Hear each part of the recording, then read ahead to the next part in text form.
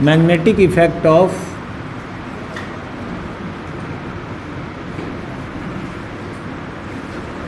यहाँ नहीं पढ़ाए तो कोई घबराने की बात नहीं है। अभी अल्टरनेटिंग करंट आएगा ना तो उसमें सब को पढ़ना है, LCR और CR सब पढ़ना है, सब पढ़ाएंगे। Magnetic effect of electric current सबसे स्टार्टिंग में, पहले इसको आज एकदम पूरा बेसिक चलेगा, इसकी कहानी वगैरह जो है, फिर हम लोग कल से इसका डेरिवेशन करना हम लोग शुरू करेंगे। सबसे शुरुआत में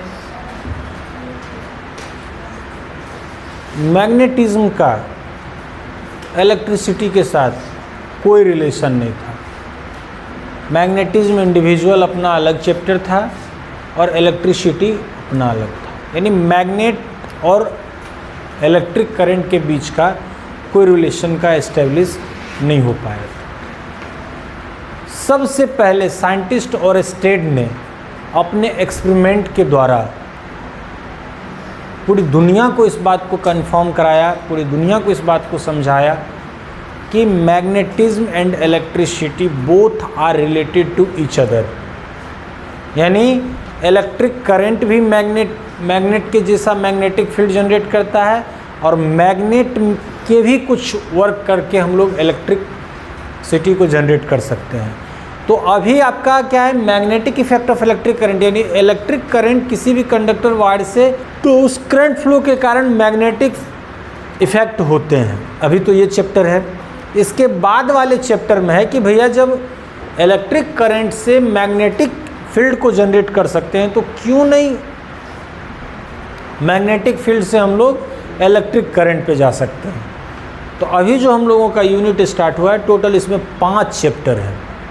एप्लीकेशंस पूरा आपको इस जो अभी हम लोग स्टार्ट कर रहे हैं जो चैप्टर, इसमें आपका वेक्टर और इंटीग्रेशन और डिफरेंशिएशन का ही पूरा एप्लीकेशन है, अभी से लेके 5 चैप्टर तक। तो सब लोग वेक्टर का रिवीजन कर लीजिए, डिफरेंशिएशन पढ़ाएं उसका रिवीजन कर लीजिए। ऐसे जहाँ पे ज़रूरत आएगा तो हम वहाँ पे बताएंगे ही, लेकिन अगर आपको पहले से रिवाइज नहीं रहेगा तो चीज़ें बाउंस करेगा। तो चलो, तो हम लोग स्टार्ट करते हैं कि सबसे पहले आपका मैग्नेटिक इफेक्ट, यानी किसी भी कंडक्टर वायर से अगर करंट अगर आपका पास हो रहा है तो वो कैसा मैग्नेटिक इफेक्ट देता है और उसको हम कैसे फाइंड करेंगे।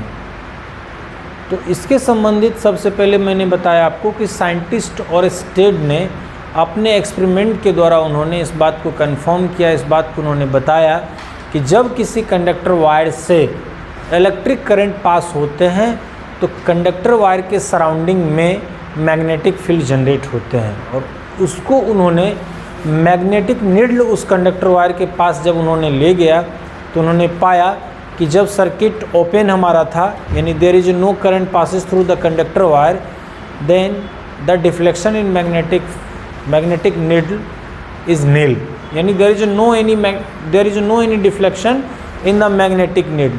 But when the circuit is closed and current passes through the conductor wire, then we wout a magnetic needle near to the conductor wire. Magnetic needle goes to deflected.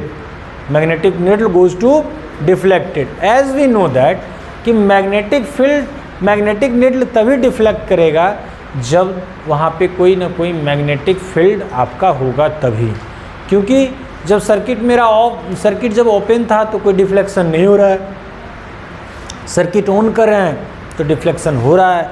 तो जब circuit open था तो जो वहाँ का surrounding के जो phenomena है, जो कंडक्टर वायर के प्रॉपर्टीज़ हैं, ये जो बाकी एसेसरीज हैं, वो सारे तो सिमिलर अवेलेबल है ना। सर्किट ऑन करने के बाद सिर्फ और सिर्फ एक ही अंतर आ रहा है, क्या? वह अंतर है कि अब कंडक्टर वायर से करंट पास होना शुरू हो गया है।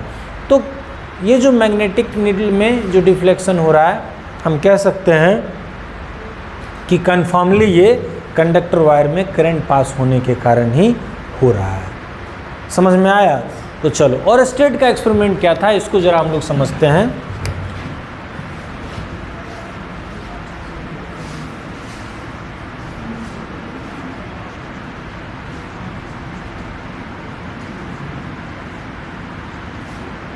और स्टेड एक्सपेरिमेंट्स, चलिए अब ध्यान दीजिए।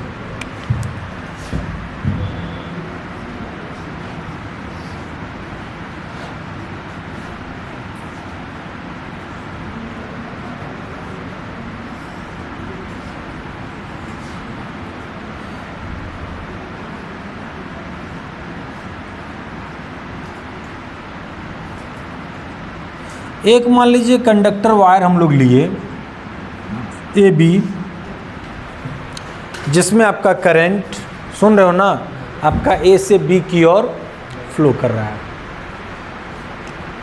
तो अभी फ्लो नहीं कर रहा है क्योंकि अभी आपका सर्किट ओपन है। इसके पास अब क्या करते हो प्यारे बच्चों, ध्यान देना है कि इसके पास हम लोग ले आते हैं मैग्नेटिक नीडल। मैग्नेटिक नीडल में जैसा कि हम लोग पढ़े हैं और पहले भी आपने क्लास 10 क्लास 8 में मैग्नेट के बारे में पढ़ा होगा कि जब मैग्नेटिक नीडल को हम लोग फ्रीली जब हम उसको छोड़ते हैं तो वो आपको नॉर्थ और साउथ डायरेक्शन में आके ही आपका ये होल्ड करता है। तो अभी हम लोग मान लेते हैं कि ये डायरेक्शन मेरा जो बोर्ड पे हमने जो डायग्राम बनाया है अकॉर्डिंग टू डायग्राम, ये नॉर्थ पोल को रिप्रेजेंट कर रहा है और ये आपका साउथ डायरेक्शन, यानी ये नॉर्थ डायरेक्शन और ये आपका साउथ डायरेक्शन। अगर बोले तो स्विच ऑन अगर करेंगे हम लोग तो करंट जो फ्लो होगा वो साउथ से नॉर्थ की ओर होगा, समझ रहे हो ना। तो जब मेरा सर्किट ओपन है तब मैग्नेटिक नीडल को जब हम लोग लेके आए तो देखा तो उन्होंने मैग्नेटिक नीडल में कोई डिफ्लेक्शन नहीं हो रहा है। लेकिन अब जब उन्होंने देखा कि जब हम इसको ऑन करते हैं, यानी जब इससे करंट पास होता है, तब नॉर्थ पोल मेरा कंडक्टर की ओर और साउथ पोल मेरा ऐसे डिफ्लेक्शन होता है, यानी नॉर्थ पोल वेस्ट की ओर और साउथ जो है वो ईस्ट की ओर आपका बेंड करता है। क्या है कि मैग्नेटिक नीडल में जो डिफ्लेक्शन है, नॉर्थ वाला जो है वो वेस्ट की ओर और साउथ वाला जो है वो ईस्ट की ओर डिफ्लेक्शन होगा। करंट का मैग्नीट्यूड को थोड़ा कम कर देते हैं। करंट के मैग्नीट्यूड को जब कम किए, सर करंट के मैग्नीट्यूड को कैसे कम कर सकते हैं? करंट इलेक्ट्रिसिटी पढ़ ली है, बताइए। रेसिस्टेंस बॉक्स लगा देंगे, रेसिस्टेंस बढ़ा देंगे, हाँ या ना। तो करंट का मैग्नीट्यूड जब कम करते हैं तो देखते हैं कि डिफ्लेक्शन भी स्लोली हो रहा है। करंट के मैग्नीट्यूड को बढ़ा देते हैं, डिफ्लेक्शन फास्टली हो रहा है। यानी ये पक्का इस बात को कंफर्म कर रहा है कि ये करंट फ्लो होने के कारण ही ये सारे फिनोमेना हो रहा है। बोला एक और प्रैक्टिकल इसके साथ उन्होंने कर लिया।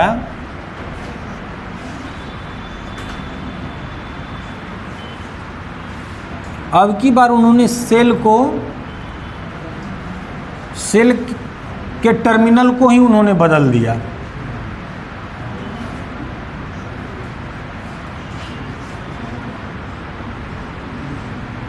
अब करंट जो कंडक्टर वायर में ए से बी फ्लो हो रहा था, अब वो बी से ए होगा।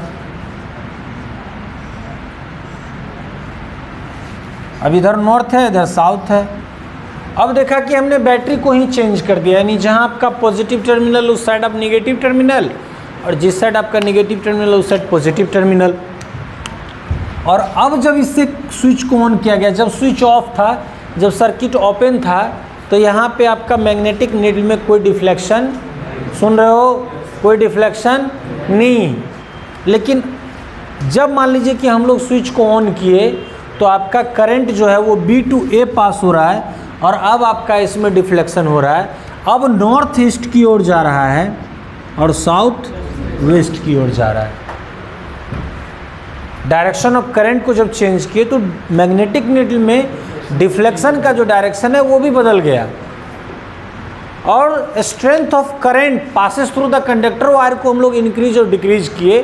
तो जैसे जैसे मैग्नीट्यूड ऑफ करंट को हम लोग इंक्रीज करते हैं तो मैग्नेटिक नीडल का डिफ्लेक्शन फास्टर होता है, और जब हम करंट के मैग्नीट्यूड को कम करते हैं तो मैग्नेटिक नीडल का डिफ्लेक्शन स्लोअर होता है।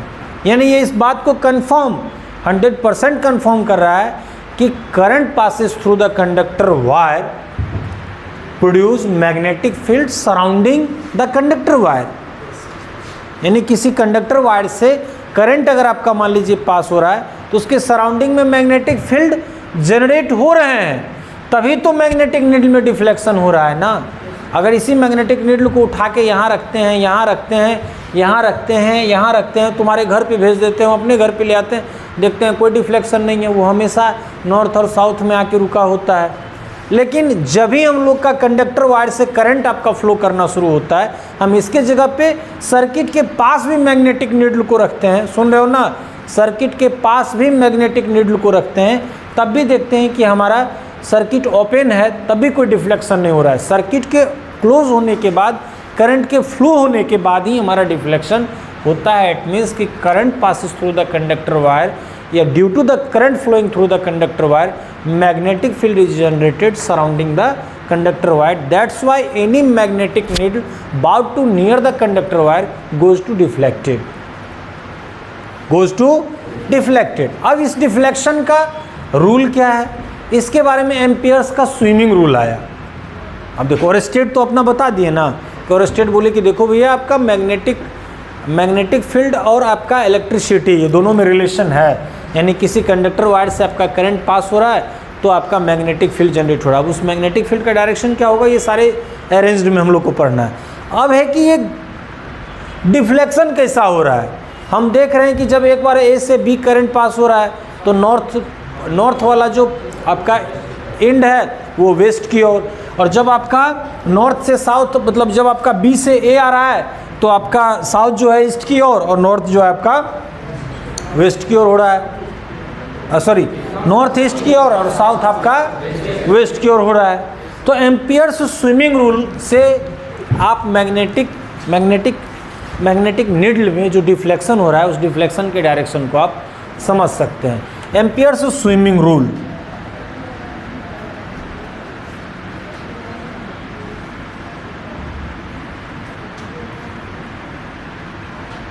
ठीक है, स्विमिंग सही लिखा है ना, एम्पियर्स स्विमिंग रूल।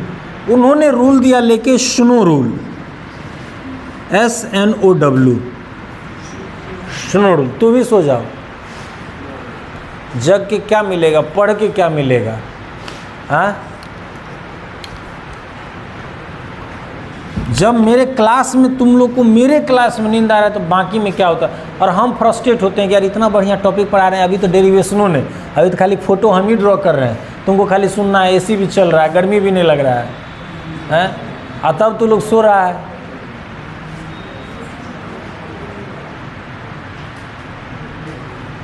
चलो अब स्नो रूल। अब स्नो रूल क्या है,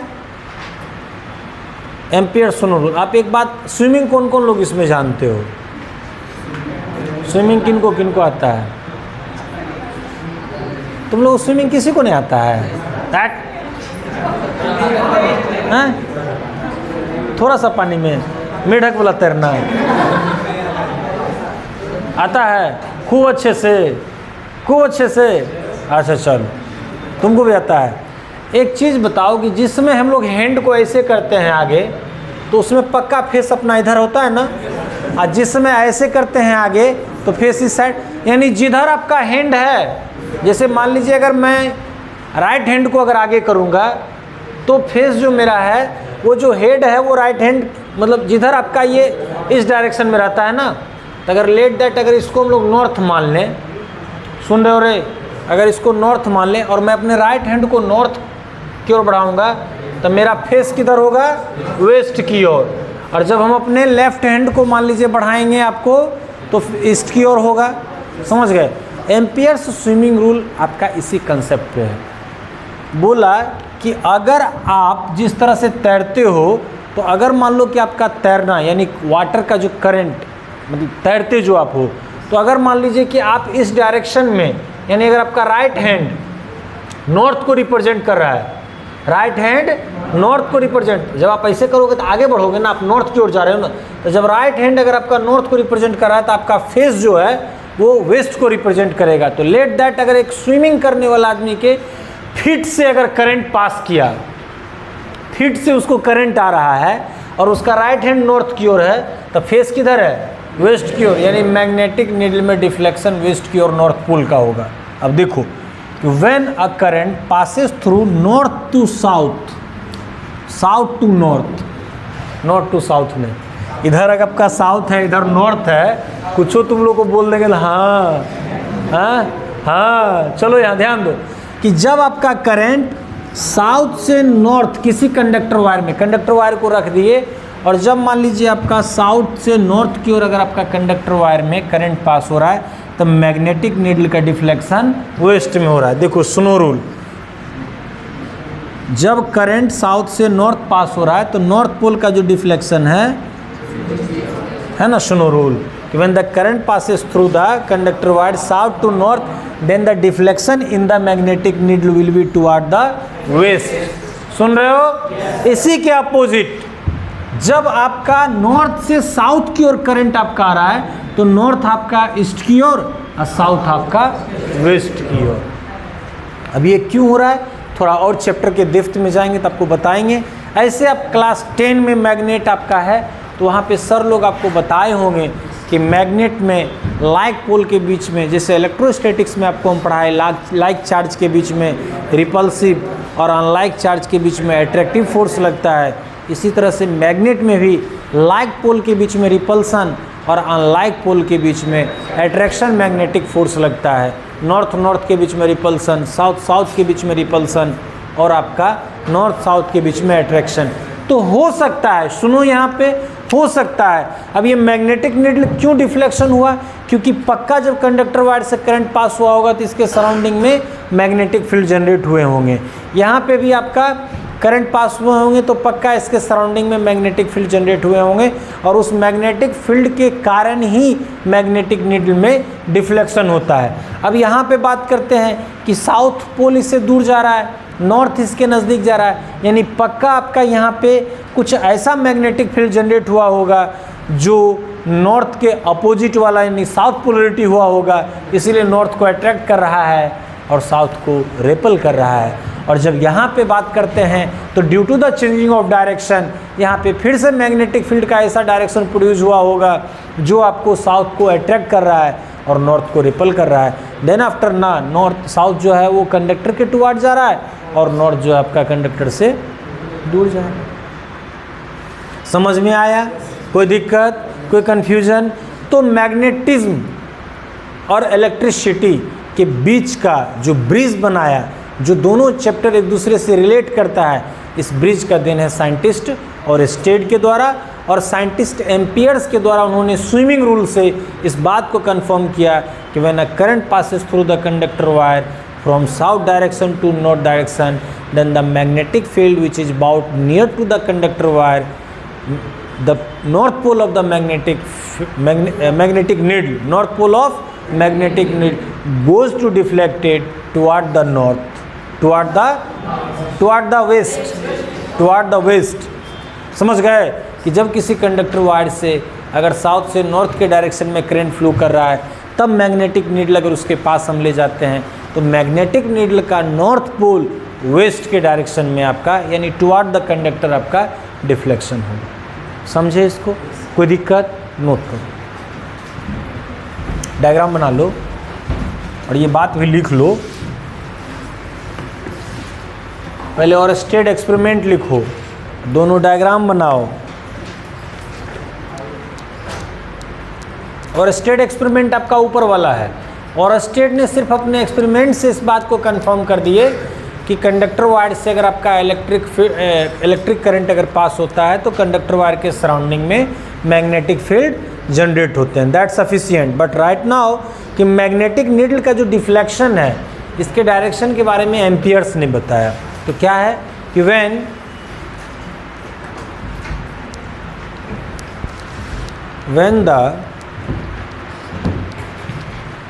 the electric current passes through the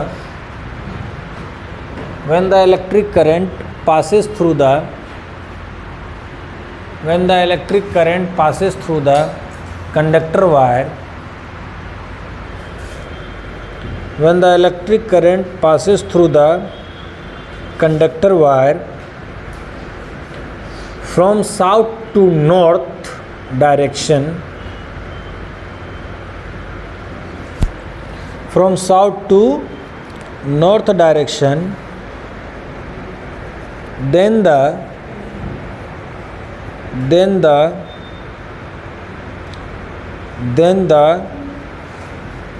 deflection in magnetic needle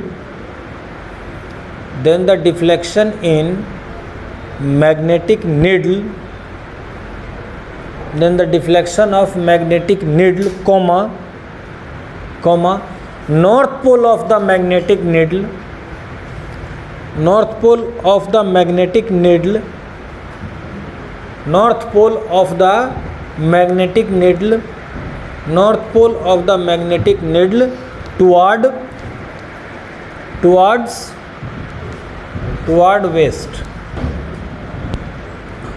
west, समझ गए। तो सुनो, और स्टेट के एक्सपेरिमेंट इसे एग्जाम में पूछता नहीं है, लेकिन यही मेन बेस कंसेप्ट है कि और स्टेट के एक्सपेरिमेंट के बारे में लेट दैट मान लो कि draw and NEET sketch and explain और स्टेट एक्सपेरिमेंट पूछ सकता है। 2 मार्क्स के क्वेश्चन CBSE में पूछ सकते हैं। डायग्राम बना देंगे, लिखेंगे कि और स्टेट एक्सपेरिमेंट कन्फर्म्स दैट कि electric current passes through the conductor wire is produce magnetic field and let here a conductor wire AB and we join a cell or battery, and when the circuit is open there is no deflection in magnetic needle, but when we close the circuit magnetic needle goes to deflected and how the magnetic, या जैसे मतलब ये कह सकते हैं कि जो when the magnitude of current through the when the magnitude of current passes through the electric circuit goes to increase or decrease, then the deflection in magnetic needle also changes, यानी बदलता है according to the changes of electric current. This is confirms that कि current passes through the conductor wire produce magnetic field. Due to this magnetic needle near the conductor wire goes to deflect. समझ गए। और direction तो मैंने आपको बता दिया। अब चलो, अब बात आती है हमारा कि मैग्नेटिक फील्ड तो आपका कंडक्टर वायर तो जनरेट कर दिया, अब ये मैग्नेटिक फील्ड होता क्या है। तो आपको मैंने इलेक्ट्रिक फील्ड के बारे में पढ़ाया है, हाँ है ना, इलेक्ट्रिक फील्ड तो आपको पढ़ाया है ना। इलेक्ट्रिक फील्ड में मैंने क्या बताया कि space around any source charge या space around the charge in which other charge field electrostatics force, है ना। मतलब किसी भी चार्ज के उसके सराउंडिंग में जो हम एक स्पेस की इमेजिनेशन करते हैं, जिस स्पेस में कोई other charge body, other charge particles वो अपने नेचर और प्रॉपर्टी के अकॉर्डिंग रिपल्सिव या अट्रैक्टिव फोर्स को फील्ड करता है, तो हम उस रीजन को, उस एरिया को हम उसका इलेक्ट्रिक फील्ड कहते हैं। सिमिलरली मैग्नेटिक फील्ड का है कि मैग्नेटिक फील्ड, पहले मैग्नेटिक फील्ड को डिफाइन करेंगे मैग्नेट के वर्ड से। अब मैग्नेट के बारे में थोड़ा सा आपको बता दूं कि ये मैग्नेट जो आपका है, मैग्नेट के बारे में आपका है कि ये आपका चाइना का एक, एशिया के एक एशिया कॉन्टिनेंट में चाइना कंट्री में एक मैग्नीशिया एक जगह है ना, जहाँ पे आपको क्या है कि ग्राउंड से बहुत सारे मान लीजिए ओर्स मिले, वो ओर्स आपका जो है वो मैग्नेटिक मटेरियल। अब मैग्नेटिक मटेरियल में आपका आता है आयरन, निकेल, कोबाल्ट, है ना, इन सारे को वो अट्रैक्ट करता है, बाकी अदर किसी को अट्रैक्ट नहीं करता है। तो जो मैग्नेटिक मटेरियल है, मैग्नेटिक पार्टिकल्स को जो अट्रैक्ट करे, हम उसको क्या कहते हैं कि मैग्नेट कहते हैं। तो नेचुरली जो हम लोगों को मैग्नेट मिला है उसका कोई शेप और साइज़ नहीं होता, वो कोई स्ट्रक्चर में नहीं होता है, और उसको हम पहले जब ओर्स मिलता है तो स्वाभाविक है कि उसका कुछ प्रोसेस करते हैं, और प्रोसेस करने के बाद हम उसको एक शेप तक ले जाते हैं। लेकिन उस मैग्नेट के पास उतना ज़्यादा कैपेसिटी नहीं होता है जितना नाउडेज हमको कैपेसिटी मैग्नेट का चाहिए। तो हम आर्टिफिशियल मैग्नेट अब बनाना शुरू कर दिए हैं, और आर्टिफिशियल मैग्नेट के कई सारे शेप हैं।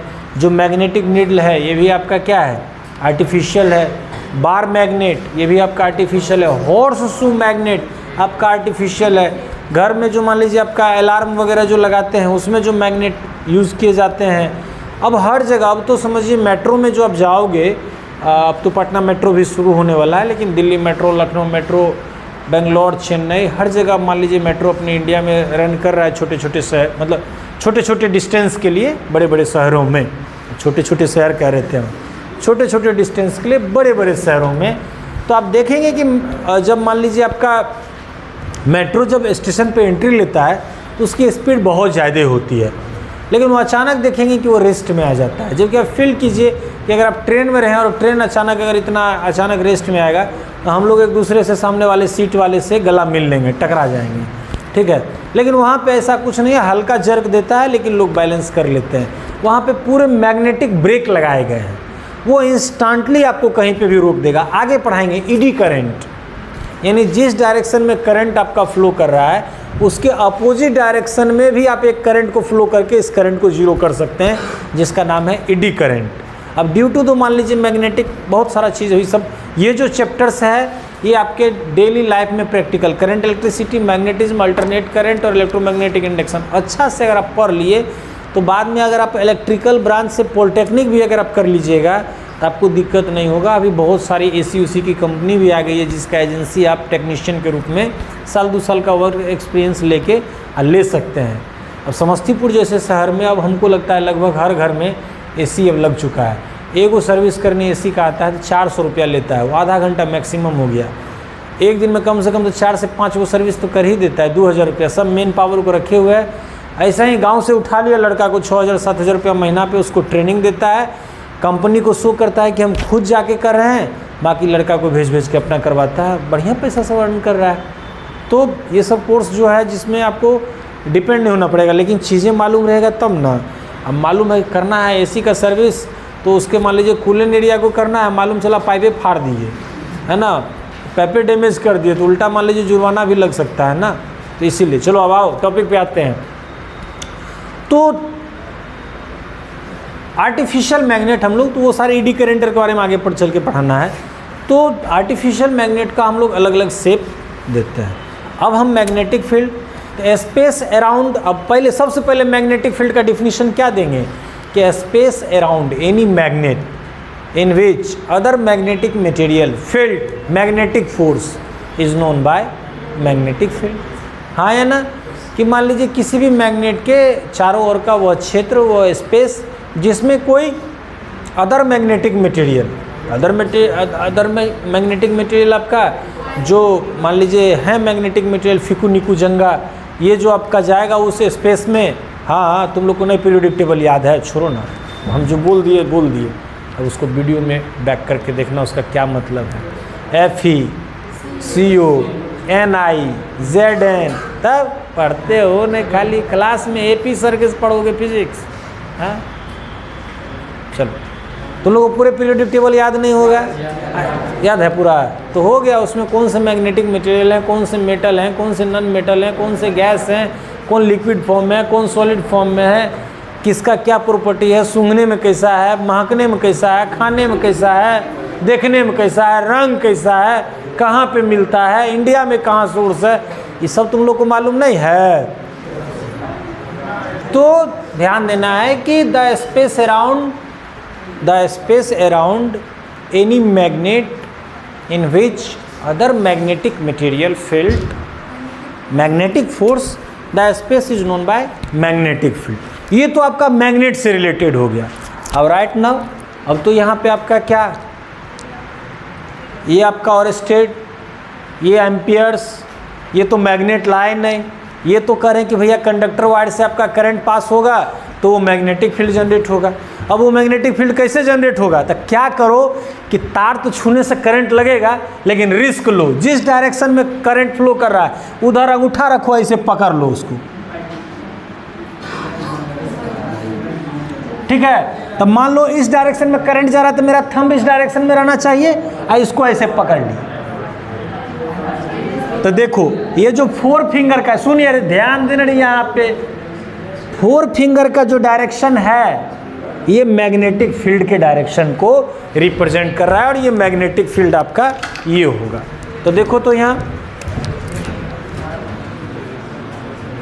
ऐसे किए तो इसको ऐसे पकड़े हैं, तो ये आपका इनवर्ड वाला ये डायरेक्शन हो गया, डॉट डॉट से इनवर्ड को कर दिए, और ये आपका आउटवर्ड का है ना। फिर यहाँ पे भी ये आपका फिर से इसको डॉट डॉट डॉट, ये आपका इनवर्ड, ये आपका आउटवर्ड, ऐसे।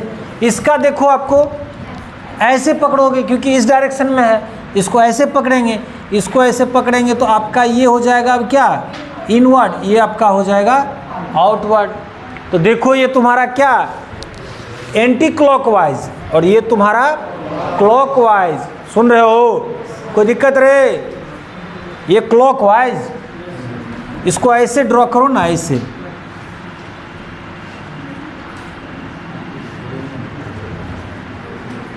इसको ऐसे पकड़ रहे ना, ऐसे ना, तो ये वाला एरिया आपका आउटवर्ड, ये आउटवर्ड हुआ ना।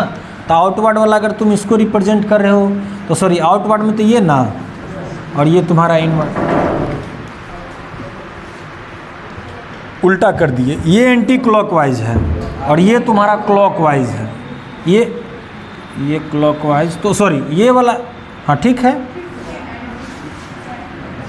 हाँ ये उल्टा हो जाएगा यहाँ, ये ऐसे हो जाएगा, है ना। तो ये आपका क्लॉकवाइज डायरेक्शन को रिप्रेजेंट कर रहा है। अब चलो, अब और आगे बताते हैं मैग्नेटिक फील्ड।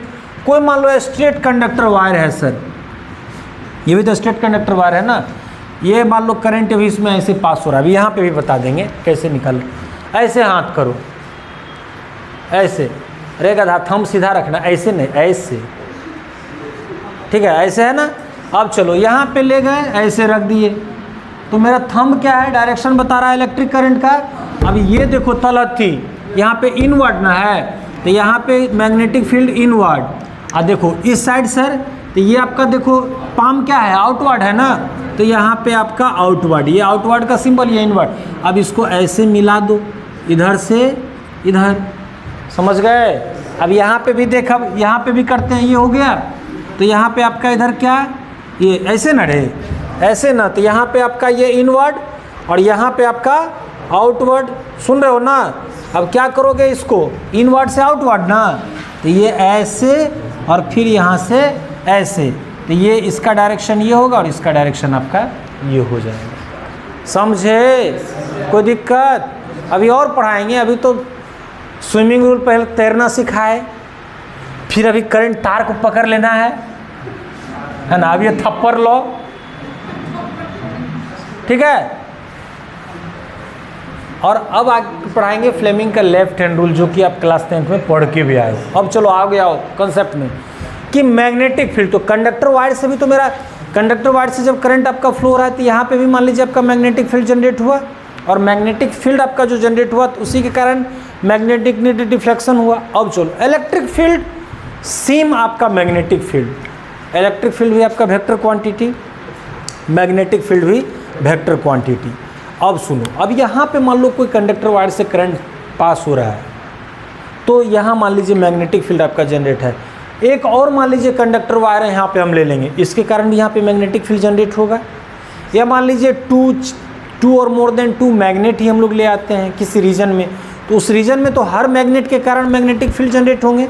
तो जिस तरह से नेट इलेक्ट्रिक फील्ड निकालने के लिए हम लोग प्रिंसिपल ऑफ सुपरपोजिशन का यूज़ किए थे, इसी तरह से ध्यान देना है। हम लोग नेट मैग्नेटिक फील्ड किसी भी पॉइंट पे निकालने के लिए सम ऑफ ऑल मैग्नेटिक फील्ड का हम लोग क्या करेंगे, सुपरपोजिशन या वेक्टर सम करेंगे, तो हमको इसका रिजल्ट आ जाएगा। मैग्नेटिक फील्ड भी आपका क्या है, वेक्टर क्वांटिटी है। जैसे F इक्वल टू क्यू आया, तो यहाँ पे हम मैग्नेटिक फील्ड भी निकालेंगे, तो आपका मैग्नेटिक फोर्स का, जैसे किसी भी इलेक्ट्रिक फील्ड में कोई चार्ज है तो कितना फोर्स लगेगा, तो F इक्वल टू क्यू।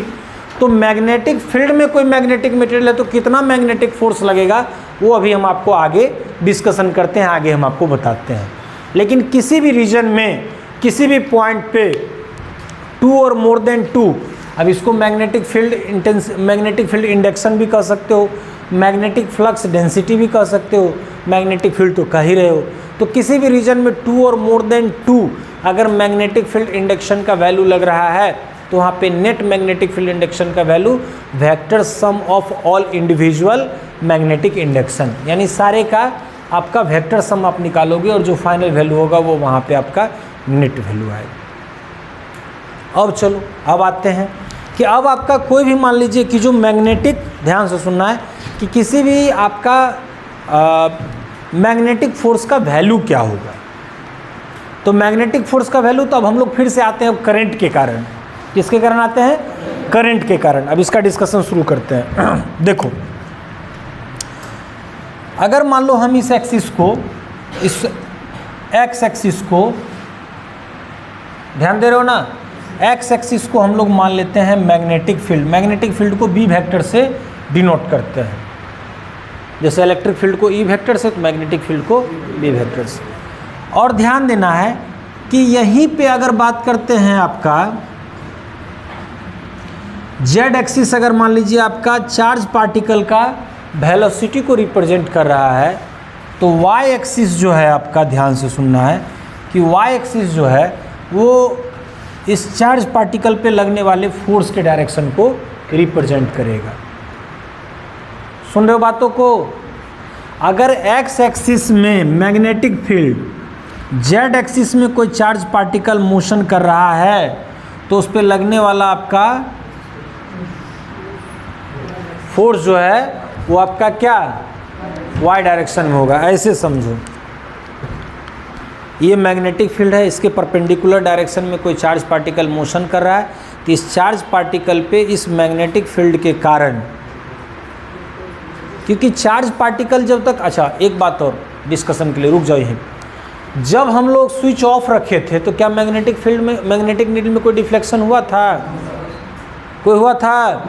यहाँ पे कोई चार्ज आप इंसुलेटर, आप यहाँ पे आप हेयर से रब्ड करके भी कोम्ब को आप ले जाओगे तो मैग्नेटिक नीडल में कोई डिफ्लेक्शन नहीं देगा, क्योंकि चार्ज आपका स्टैटिक कंडीशन में। लेकिन जब किसी कंडक्टर वायर से चार्ज अगर फ्लो कर रहा है, यानी चार्ज आपका मोशन में है, तो चार्ज मोशन में है तभी वो मैग्नेटिक फील्ड जनरेट किया, और जो मैग्नेटिक फील्ड जनरेट किया वो भी मैग्नेटिक मटेरियल हुआ ना। तो अब सुनो, किसी भी कंडक्टर वायर से अगर आपका करंट फ्लो कर रहा है, तो चार्ज पार्टिकल के द्वारा या चार्ज पे कितना फोर्स लगेगा उसको कैलकुलेट करने के लिए मैं आपको बता रहा हूँ कि अगर एक्स एक्सिस में आपने मैग्नेटिक फील्ड को और आपने जेड एक्सिस में चार्ज पार्टिकल के मोशन को लिया है, तो आपका वाई एक्सिस जो है चार्ज पार्टिकल के द्वारा इस मैग्नेटिक फील्ड के कारण लगने वाले फोर्स को बताएगा। अब आ जाओ फिर से, अब हम बात करते हैं कि सर इतना दूर हम लोग क्यों जाएं डायरेक्ट। देखो यहाँ पे कि ये मान लेते हैं हम लोग बी वेक्टर, यहाँ पे प्यारे बच्चों हम लोग ले लिए बी वेक्टर, हाँ या ना, और इसके साथ बात करते हैं कि बना रहा है एंगल कितना, थीटा एंगल। क्या बना रहा है, सुन रहे हो, थीटा एंगल। तो अब जो थीटा एंगल लिए, तो अब यहाँ पे आपका क्या हो जाएगा, इसका दो कंपोनेंट होगा, एक आपका क्या होगा v cos थीटा, और दूसरा जो आपका इस पे परपेंडिकुलर होगा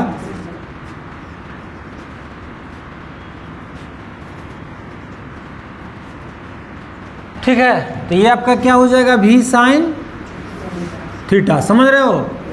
तो अब देखो, अब इस पे लगने वाला फोर्स का जो मैग्नीट्यूड होगा वो आपका ये एफ वेक्टर होगा। अब इस एफ के बारे में क्या कहना है सो सुन लो। पहला बात है कि मैग्नेटिक फोर्स का जो वैल्यू होगा, ध्यान दे यहाँ पे सब लोग, मैग्नेटिक फोर्स का जो वैल्यू होगा वो आपका डायरेक्ट प्रोपोर्शनल होता है करंट पासेस थ्रू द, छोड़ो, magnitude of the charge particle. फिर उसके बाद ये प्रोपोर्शनल होता है मैग्नेटिक फील्ड के मैग्नीट्यूड के, चार्ज पार्टिकल पे चार्ज के मैग्नीट्यूड के, और आपका मैग्नेटिक फील्ड के मैग्नीट्यूड। और प्रोपोर्शनल आपका होता है, ध्यान से सुनना है, जो मैग्नेटिक फील्ड में, सुन रहे हो ना, मैग्नेटिक फील्ड में जो चार्ज पार्टिकल मोशन कर रहा है, तो मैग्नेटिक फील्ड पे जो आपका 90 डिग्री का एंगल बना है, मैग्नेटिक फील्ड के साथ जो परपेंडिकुलर यानी नॉर्मल कंपोनेंट वेलोसिटी का हो, तो यहाँ भी तो थीटा एंगल से जा रहा था, इसका हॉरिजॉन्टल कंपोनेंट आ गया कौन सा, v cos theta. Vertical component तो आपका क्या हो गया, तो वर्टिकल कंपोनेंट आपका वेलोसिटी का चाहिए जो आपका मैग्नेटिक फील्ड के साथ 90 डिग्री का एंगल बनाए, इसलिए नहीं यहाँ पे 90, जेड एक्सिस भी तो 90 बना रहा है ना, तो इसके प्रोपोर्शनल है। समझ गए? अब ध्यान देना है, और जिस पॉइंट पे आप फोर्स निकाल रहे हो, सुन रहे हो ना, कि मान लीजिए मैग्नेटिक फील्ड से आप मान लीजिए कि जो वैल्यू निकाल रहे हैं, तो जिस पॉइंट पे आप फोर्स निकाल रहे हो, हाँ यही आपका तीनों, आपका ध्यान से सुनना है, यही तीनों आपका वैल्यू के प्रोपोर्शनल होता है। कि किसी भी मैग्नेटिक फील्ड वाले रीजन में अगर कोई चार्ज पार्टिकल मोशन कर रहा है, तो चार्ज पार्टिकल के द्वारा मैग्नेटिक फील्ड के कारण फेल्ट किए गए मैग्नेटिक फोर्स का कैलकुलेशन करें तो the magnitude of magnetic force is directly proportional to the charge on the particle, या value of charge on the particle proportional to the strength of magnetic field and the vertical component of velocity with the magnetic field. अब combining the factor, तो F proportional आपका Q v sine theta B, ऐसे लिखूंगा ना मैं। अब देखो proportional का सिंबल हटाने के लिए हम लोग के यूज़ करते हैं और ये आपका प्रोपोर्शनलिटी और के का वैल्यू आपका 1 होता है, तो मामला आपका यहीं पे ख़त्म। तो एफ इक्वल टू आपका क्यू भी साइन थीटा और बी। अब ये बताओ हमको तुम लोग कि एफ भी आपका क्या है, वेक्टर क्वांटिटी, चार्ज आपका स्केलर है लेकिन वेलोसिटी तो आपका वेक्टर है, अब मैग्नेटिक फील्ड भी आपका वेक्टर है, तो यहाँ से हम इसको वेक्टर फॉर्म में लिखेंगे F Q v cross B. तो अब जानते हैं हम लोग क्रॉस प्रोडक्ट में i cross j equal to k, j cross k equal to i और k cross i equal to j. Cross product में दोनों वेक्टर से अलग एक नया डायरेक्शन आता है रिजल्ट का, प्रोडक्ट का। तो आपका भी क्रॉस बी जो आ रहा है, तो फोर्स का जो डायरेक्शन है वो ना ही आपका भी का डायरेक्शन होगा और वो ना ही बी का होगा। सर कौन सा डायरेक्शन होगा?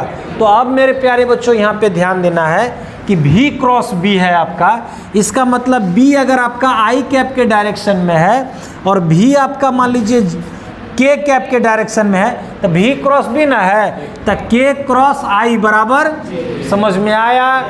कोई दिक्कत? तो ये तो वेक्टर कैसे भी चल लिए, वेक्टर से भी हम लोग समझ लिए। अब चलो इसके आगे मैं बताता हूँ कि फ्लेमिंग के लेफ्ट हैंड रूल के द्वारा भी हम लोग किसी भी मान लीजिए कि जो कंडक्टर वायर से या किसी भी मान लीजिए कि जो कंडक्टर से करंट अगर पास हो रहा है, चार्ज अगर फ्लो कर रहा है, तो चार्ज पार्टिकल के द्वारा किसी मैग्नेटिक फील्ड वाले रीजन में कितना मैग्नेटिक फोर्स लेगा और उसका डायरेक्शन क्या होगा। फ्लेमिंग का लेफ्ट हैंड रूल आप इसको ऐसे स्ट्रेच करो, ऐसे जब आप स्ट्रेच करोगे, ध्यान दो, इसको हम लोग स्ट्रेच किए तो ध्यान दो कि now the first 3 finger of left hand stretch mutually perpendicular to each other, then the first finger of left hand represents magnetic field, first finger of left hand represents, central finger represents velocity of the charged particle, then thumb will be represent magnetic force felt by the charged particle in a magnetic field, हाँ या ना?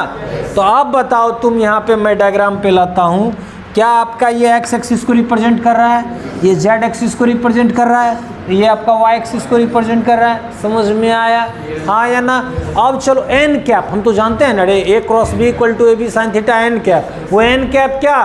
तो अगर मान लो magnetic field अगर आपका x में है और आपका चार्ज पार्टिकल का मोशन जेड एक्सिस में है, तो आपका force field bye the charge particle आपका वाई एक्सिस में होगा, जो कि आपका न्यू डायरेक्शन यानी एन कैप, जो कि क्रॉस प्रोडक्ट के द्वारा हम लोग प्राप्त करते हैं। तो आपको आई जे करके आई जे के भी बता दिए और आपको हम फ्लेमिंग के लेफ्ट हैंड रूल से बता दिए। अब आपको फिर से बताते हैं कि मैं किसी भी चार्ज पार्टिकल का, किसी भी अगर कोई चार्ज पार्टिकल किसी मैग्नेटिक फील्ड वाले रीजन में मोशन में है, तो उस पर लगने वाला मैग्नेटिक फोर्स का वैल्यू, सबसे पहले मैग्नीट्यूड की मैं बात करता हूँ कि मैग्नीट्यूड ऑफ फोर्स जो है वो प्रोपोर्शनल होता है magnitude of charge, strength of charge, फिर प्रोपोर्शनल होता है strength of magnetic field and the vertical component of velocity with the magnetic field के प्रोपोर्शनल होते हैं। तो F proportional Q, F proportional B, F proportional v sine theta, combining the above factor F Q v sine theta B.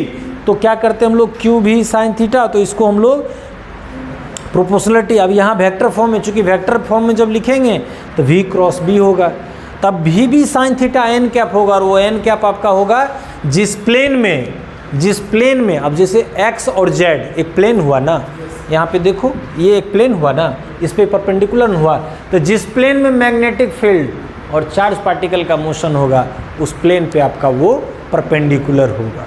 वो क्या होगा? Perpendicular होगा। समझ में आई ये बात? कोई कन्फ्यूजन? अब यहीं पे आ जाओ, फॉर्मूला क्या आ गया? F equal to q v sine theta B. If there is no any magnetic field, B equal to 0, then force felt by the charged particle will be zero. If charge on the charge particle will zero, जब charge का value नहीं है तो अनचार्ज ना है, तो उस पर कोई मैग्नेटिक फील्ड जनरेट नहीं करेगा, कोई फोर्स नहीं लगेगा। If velocity of charge particle is zero, यानी इफ चार्ज पार्टिकल, सुन रहे, if charge particle is rest in a magnetic field then the force felt by the charge particle will be zero. It means confirm that if a charge particles is rest in any magnetic field region, then the force felt by the charge particle will be zero. But if the charge particles is in velocity in a magnetic field region, then the force felt by the charge particle will be F equal to QVB sin theta. अब आओ sin theta की बात करते हैं। sin zero, sin zero कब? when the charge particles move along the direction of magnetic field, the sin zero का value sin 180 degree का value भी जीरो होता है, यानी opposite to the magnetic field. लेकिन जब आपका थीटा इक्वल टू 90 डिग्री यानी मैग्नेटिक फील्ड के परपेंडिकुलर, तो प्यारे बच्चों जो मैग्नेटिक फील्ड के परपेंडिकुलर तो sin 90 का वैल्यू 1 होता है, तो उस कंडीशन में F इक्वल टू QVB जो कि मैक्सिमम फोर्स का वैल्यू होगा। यानी इसका मतलब ये हुआ कि when a charge particles move along the direction of magnetic field और opposite to the direction of magnetic field, then the force felt by the charge particle will be zero. If a charge particles move perpendicular to the direction of magnetic field in a region, then the force felt by the charge particle will be maximum, that is QVB। समझ में आया? कोई दिक्कत? कल सोरेस्टेड experiment, foundation आज clear, कल note करा देंगे।